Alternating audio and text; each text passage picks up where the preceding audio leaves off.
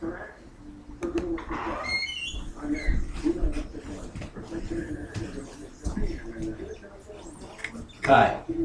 As many of you may not know, my name is Garrett Meier. The items that you see here are used to make the most heavenly of all sweet concoctions. I will use these to make the perfect chocolate milkshake. This is a skill that not anyone can have, but throughout the years of working at a Baskin-Robbins and even tweaking their official recipe, I can say that I possess this skill. First, you will need the proper tools. These include a blender, which will be used to combine all of the ingredients, a wooden spoon to check the density of the shake, a tall glass to drink out of, and finally, a straw to sip the concoction with. After you have the proper tools, you'll need to set out the proper ingredients. Ice cream is an essential part of this recipe. The ice cream can be left out for a mighty fine glass of chocolate milk, but is the difference between the chocolate milk and the chocolate milk shake.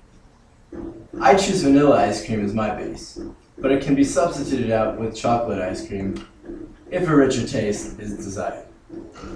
Now the ingredients are measured out and combined in the blender.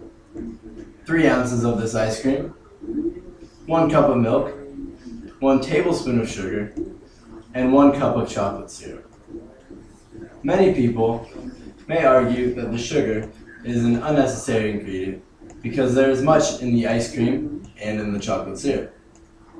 But when perfection calls for sweetness in the milkshake, the tablespoon is completely needed. When I started working at this ice cream shop, the recipe used was as follows, but included only 3/4 of a cup of milk. I noticed that this substance was thin and melted quickly. Now, if anyone has ever drank a milkshake, they will be able to say that if the consistency is not just right, the milkshake is far from perfection. If the consistency is too thick, it is unable to be drank through the straw and defeats the purpose of the mobile sweet drink. So after experimentation, I started serving the milkshake with more milk.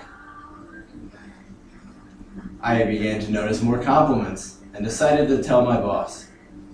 She wasn't happy that I had been using more ingredients than called for, to say the least.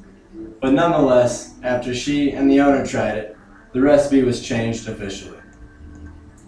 For most blenders, the setting should be set at a medium and mixed for approximately 30 seconds. This will give the perfect thickness for this drink. But to warn caution to all of you out here who will try to make this milkshake, not every blender is the same. Some have more power, which should be compensated by blending for a shorter amount of time.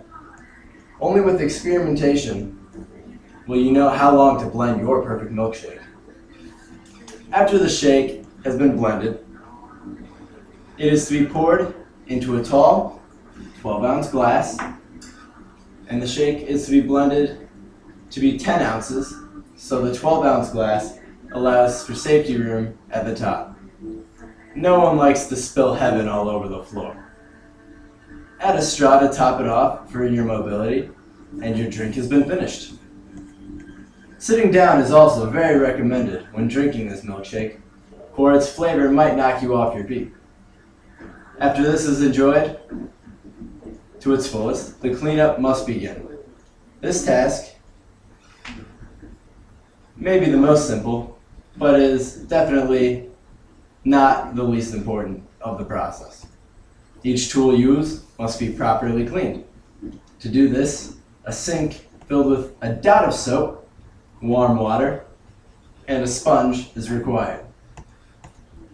To kill off all the bacteria, a 5-minute soaking period in the warm water is also needed, followed by a nice sponge cleaning. The dishes should be set to air dry before they are put away. And when put away, the beginning and end of the process in making the perfect milkshake is complete. The ingredients were found, blended, drank, and then put away with 100% satisfaction, taken away by you, the drinker. I've been making my perfect chocolate milkshake for years, and now you can make your own perfect chocolate milkshake concoction to fulfill that calling sweet tooth that you have. Yum. Thank you.